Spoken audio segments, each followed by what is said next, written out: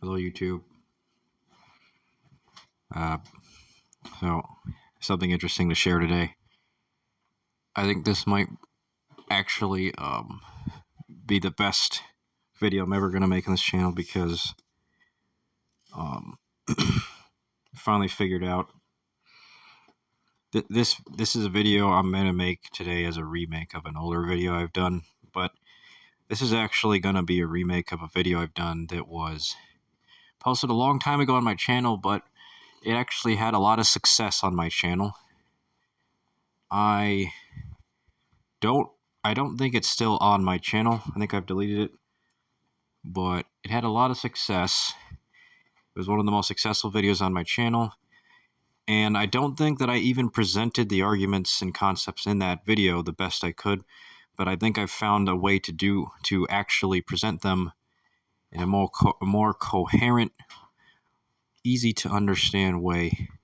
I'm going to attempt to do that in this video. In fact, I'm convinced that the way I'm going to present those concepts and arguments in this video will be far better.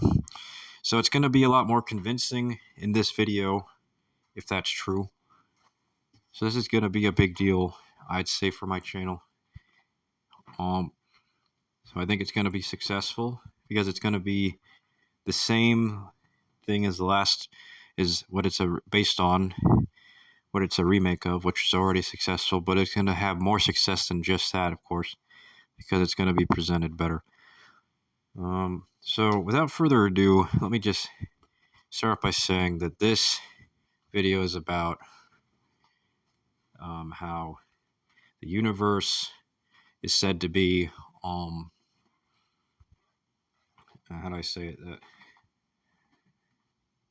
The universe is said to be, it's clearly, composed of two things, energy and matter. Now, most of the scientific community accepts that view, just as most people in the world accept that view, including all the people who are religious and a part of popular ancient religions. Most people are part of those to begin with, or at least, most people are. And I get that there's atheists out there, but let's be honest. Even being an atheist is technically being a part of religion, because you're still subject to the rules of the religions of others, and you still are forced to support those religions regardless, and slave away for the religions that people enforce and push upon the atheists themselves anyway. So, but either way, clearly, then we can use this diagram here, which I downloaded off the internet. It's a Creative Commons image, so it's copyright free. Although I still don't claim ownership over it or any form of it. It's just a random image I looked up on Google Images a few minutes ago. This is, of course, an educational video, so I'm using it for education. At least when I'm talking about talking about how the universe works, what is taught about the universe in the education system. And yeah, so basically, with that said, I want to say that, well, this is basically a contradiction in the Bible and in all major religions as well, not just the Bible, because, and we'll start with the Bible here. Just starting with the Bible, though, it says that the universe is composed of only energy and matter, is what the Bible seems to say, but the Bible doesn't really say that. The Bible says the universe isn't just composed of energy and matter. The Bible claims that the universe is also composed of what is called spirit or soul or non-physical. And I've talked about this for years. This has been talked about for thousands of years. But yeah, I've talked about this on this channel for a long time. And and a lot of people who are watching my channel are probably familiar with what I've said, a long list of things I've said about this, but even a lot of them probably know that, well, that actually is what the Bible, a lot of them know that that's what the Bible says. So you all know what I'm talking about. The Bible actually does say that the human soul and that spirit and non-physical actually does exist locally, that it actually does occupy physical space, and it actually does exist in places and locations. It exists in physical locations. It doesn't just exist in non-physical locations. It also exists in physical locations, is what their religions claim to be true. But that is a direct contradiction to what this diagram shows, and I'm about to show you why. Because if you take a look at this diagram, you can see that if this is everything, if we say that this diagram shows us everything that is physical, which is all energy, all kinds of energy and all kinds of matter, which includes, but is not limited to, dark matter, light matter, dark energy, non-dark energy, and all the variations of all four of those, including all physical forces, etc. All of that is everything is represented on this one diagram. Well, here's the funny thing. I can make this as technical as I want, because think about it. The Bible says the technicalities of physical are, how do I say it? Is relational to the technicalities of the non-physical, which is the soul, the spirit, the spiritual, according to these religions. Well, if this is really true, that's okay. Let's test that theory out. First of all, we already can. It's already pretty clear that most people will agree that that's true. That if the Bible and these religions are correct, then everything on this diagram is all the physical forces, including all the energy and matter, but it would also be the spiritual, and it would be the spirit, the soul, the non-physical stuff. Well, according to religions, that's what's on this diagram, not just the energy and matter. Well, here's the ironic thing. The non-physical is the dictionary says the definition of non-physical is, and take this slowly, the absence of the physical. The absence. Keyword absence. What does absence mean? Well, we all know what absence means. It just means the lack of.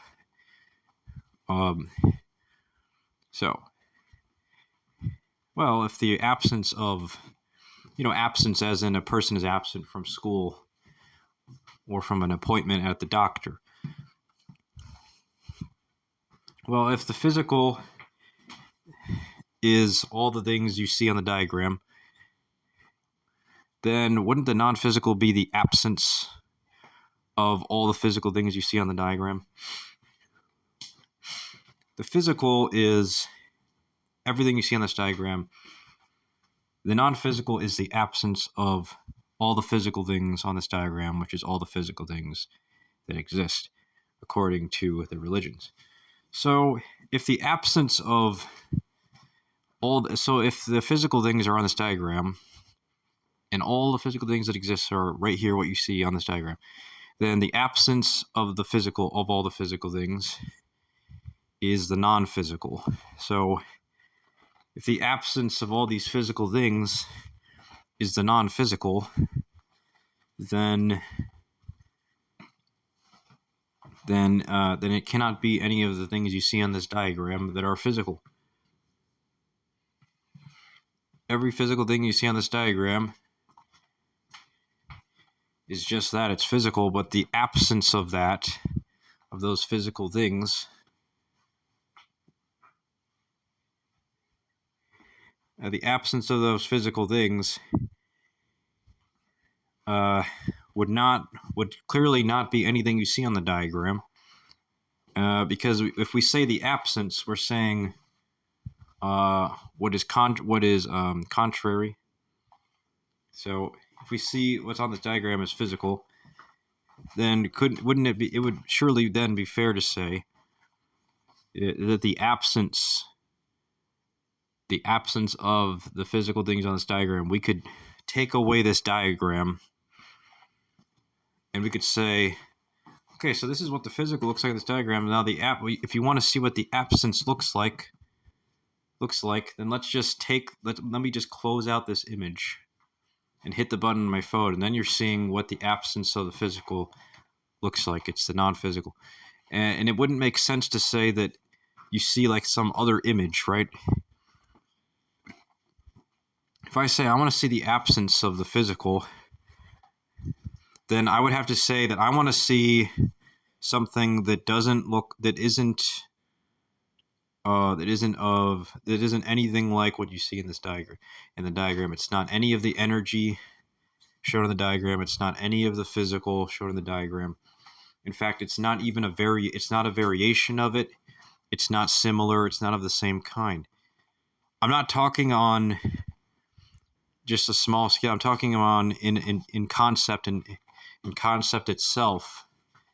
The non-physical isn't even the same concept of the physical, because they're not the same kind of thing.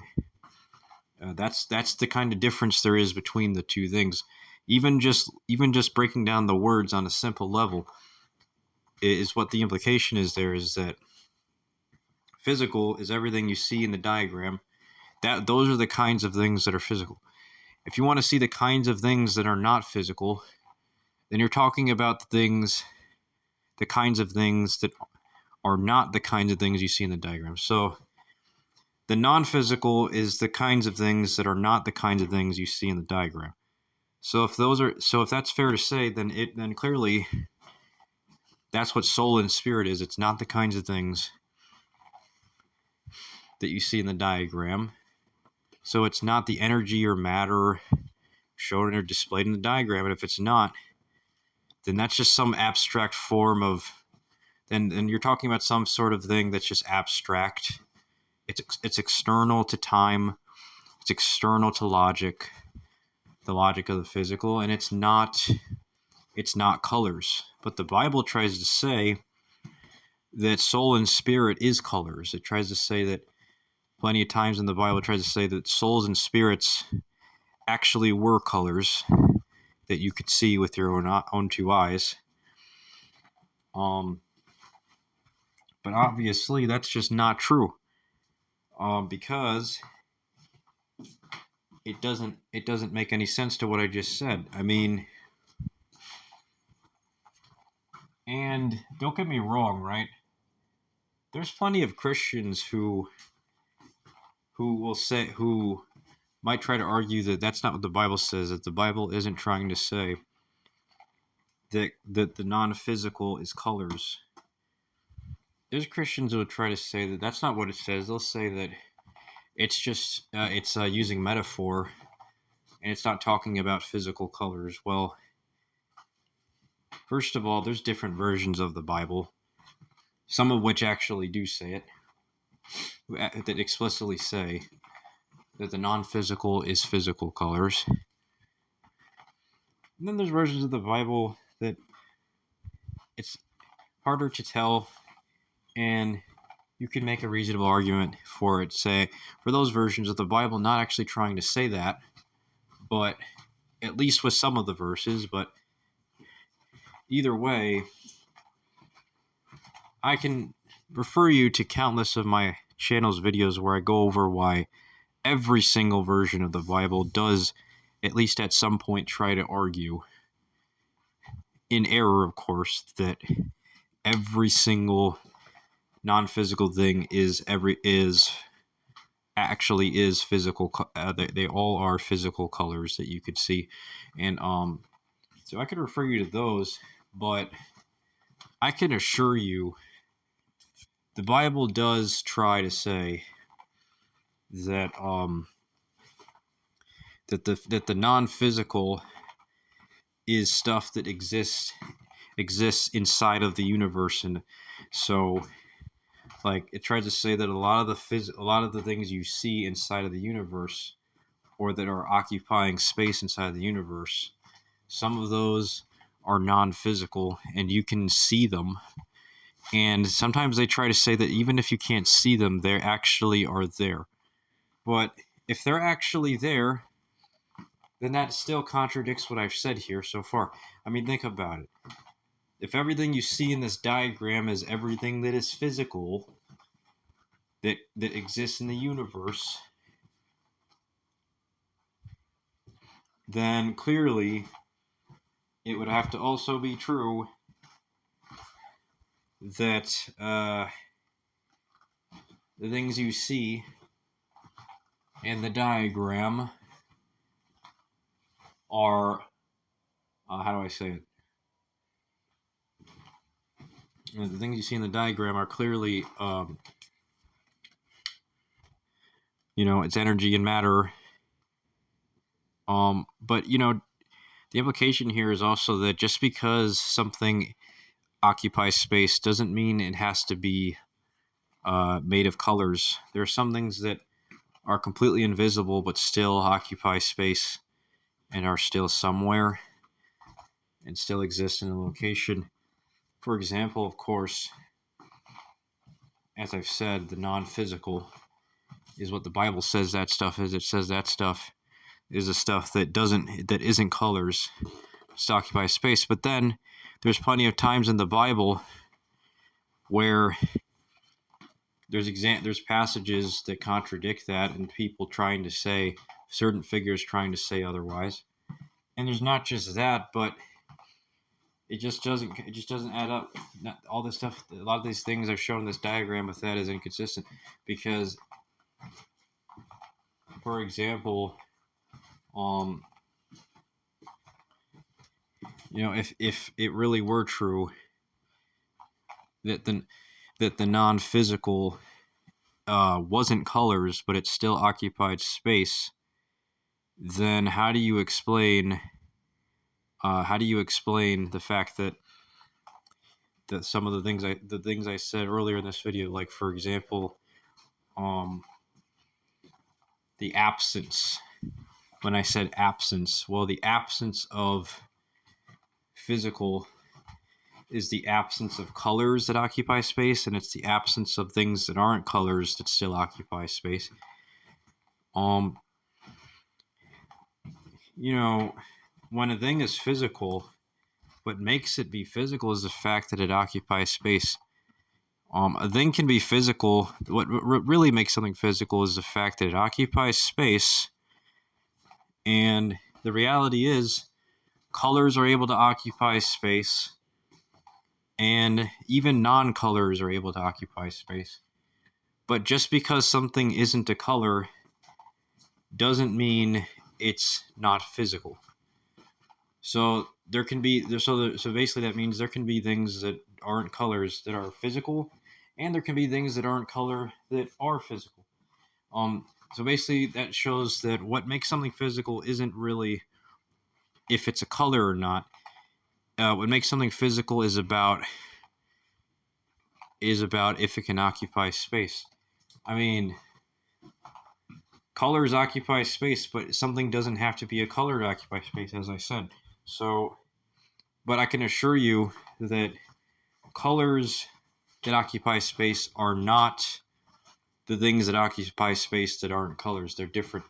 I've already went over that in several videos, in a flurry of videos.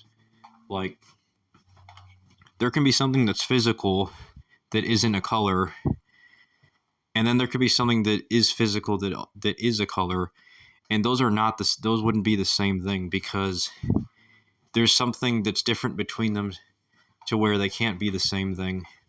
I mean, they're the same thing in some ways, in some categories, but that doesn't mean they're the same thing in every category. Like, because like they're both the same thing because they're both physical, but that doesn't mean they're the same thing in terms of being like in some of the other ways. Like there can be some physical that like that's like talking about like energy and matter, like is a good example of that. Like energy is physical and so is matter, but they're only the same thing in some categories. That doesn't mean they're the same in every category, but they're still able to be physical. Both would be able to be physical. So the same thing with what I was saying about matter. The same thing what I'm saying about physical things that are colors, and then the physical things that are also physical, but they don't have to be colors to be physical. Some things can be physical by being non-colors, and some things can be physical by being colors. But you'll never find a physical thing that. But there's no such thing. But what that means is there's no real way for there to be something that doesn't occupy space, but is still physical. Because not only does every test show with consistent results in science all throughout history, all of them have shown that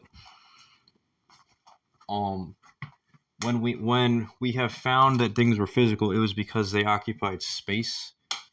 And when we were studying those things, we were only able to study it when it was occupying space. If it was occupying space, and if it wasn't occupying some space, we weren't even able to study it. Because if there's something that isn't occupying space, but you are occupying space and your tools are occupying space, then how are you going to test it or measure it? How are you even going to study something that isn't occupied? Like, let's say that in front of you is an object that is occupying space, right? Like, I'm in my room recording this video, and I see in front of me a box, and my body is occupying space. My consciousness is occupying space, and I'm studying this box in front of me. It's an inanimate object. Well, let's say the box wasn't occupying space in front of me. How would I study it? How would I study the box in front of me if it wasn't occupying space? I wouldn't be able to, because my body is occupying space and my consciousness is. And so if it's not occupying space, I can't see it. And not only can I not see it, but if it's not occupying space, how am I going to detect it if I can't see it or I can't feel it? Because every time we can detect things through feeling them or sensing them with our senses, they have to occupy space in front of us to do that. Well, how are you going to do that with a box that isn't occupying space for you to sense it in front of you? Every time we use our senses to detect something in front of us, it's always shown with every test that what we were detecting in front of us was occupying space when we were detecting it with our senses. So how can it be that if it's not in front of us, how are we detecting it with our senses if it's not even in front of us? That means you can't see it, smell it, taste it, or feel it, or even touch it. If you can't do any of that, then how is it in front of you? It's more likely there wasn't anything in front of you. It was merely a figment of your imagination to you that made you think that there was something in front of you that was not.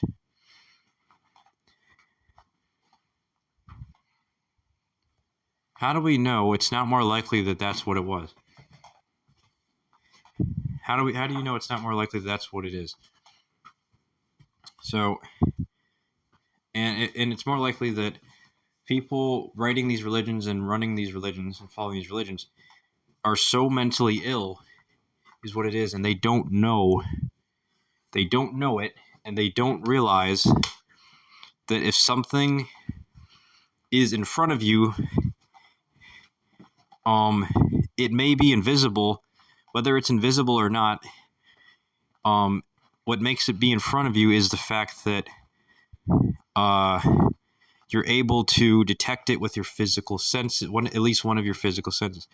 But if you go up to something, a spot in a room, and you're not detecting anything in front of you with any of your physical senses other than feeling the air or the heat, then it's safe to say that there's no object in front of you other than there's no object sitting there on the floor in front of you, and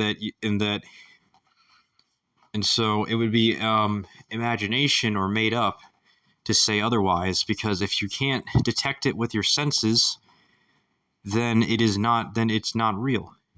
It's not even any form of real if you can't detect anything with your senses. Because if it's not something you're detecting with your senses, then what are you even talking about? There's nothing. So it's not, at least it's, I mean, there may not be, there could be something, but it wouldn't be a physical something. It would just have to be a non-physical something. But there's a clear difference there between the physical something and the non-physical something. I mean, the physical, the non-physical are the same in certain ways, in certain categories. I've said this before, but that doesn't mean they're the same in every single category or every single way. Which basically means that yes, there could be an object in the room in front of you, and it occupies space, and now that's a physical object. But if there was an object that you were detecting with your senses, but it wasn't in front of you, but you were still it wasn't in front of you, and it wasn't anywhere in the universe, but you were still detecting it with your senses, then it's safe to say that that was a non-physical object, not a physical object. And yet clearly they're both the same. Yet clearly physical and non-physical are the same then, because they're both detectable by merit of the fact that they are both actually things that exist. In other words, you can just say that they both are clearly they are both objects, because every object is something that can be observed and studied. And so clearly then it's fair to establish a rule here, which is that some objects are physical and some objects are not physical. And if it's a physical object, it is able to occupy space. It occupies space somewhere in the universe. It's somewhere in the universe.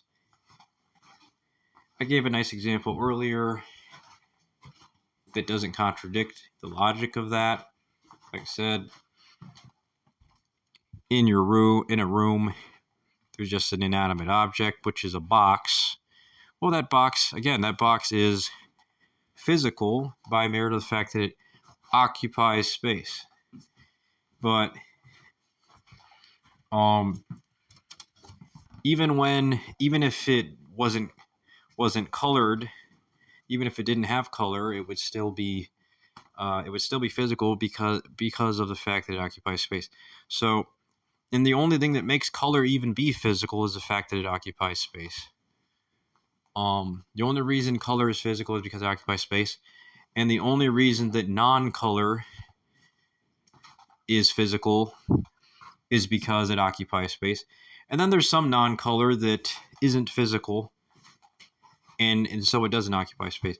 So it can get confusing mainly because there are two types of non-color that exist, and yet only one of them is physical, and only one of them is non-physical. And it could get hard to tell which is physical and which is non-physical, and are they the same thing? And if they are the same thing, in which ways are they the same thing? And by what definitions? And that's why studying, not just what you're taught, but also what you aren't taught, that's where that stuff comes in, because that's the only way you'll really get to the truth about all of that. And otherwise, you'll be speculating, only speculating about that. So